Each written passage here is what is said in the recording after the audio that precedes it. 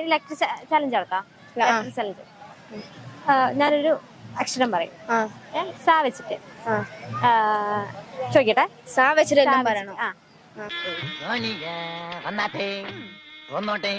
ചോദിക്കട്ടെ. പേരെന്താ? സുലൈഖ. എത്രയിലാ പഠിക്കുന്നത്? അത് സാ വെച്ചിട്ട് ഒന്നുമില്ലല്ലോ.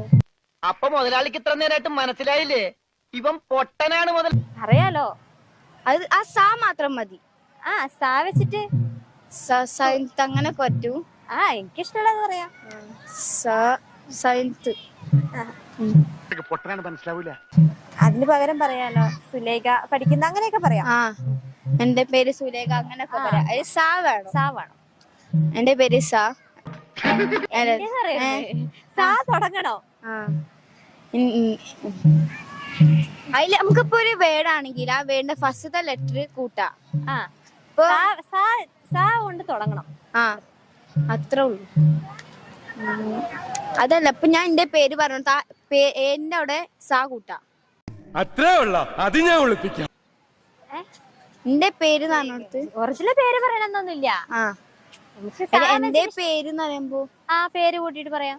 അങ്ങനെ വേറെ ലെറ്റർ വേറെ ചോദിക്കട്ടെ. സായില്ലേ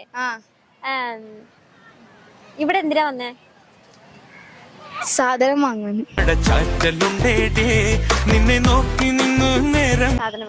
സാധനം വാങ്ങിയോ? ഇല്ല. അങ്ങനെ സാ വെച്ചിട്ട് തുടങ്ങണോ? സാ വെച്ചിട്ട് ഇപ്പൊ എങ്ങനെ ഇല്ല അറിയാ. ഇപ്പൊ താക്കോൽ അവിടെ ഉണ്ട്. മരുന്ന് അവിടെ വെച്ചേക്ക്. സാ വെച്ചിട്ട് എന്റെ കൂടെ വന്ന ആൾക്കാര് ഓളെ വിളിക്കാൻ പറ്റും ഹെൽപ്പിന്. എന്നിട്ട് വാ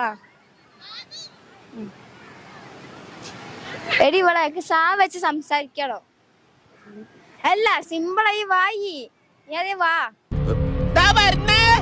എല്ലാരും വിളിച്ചു.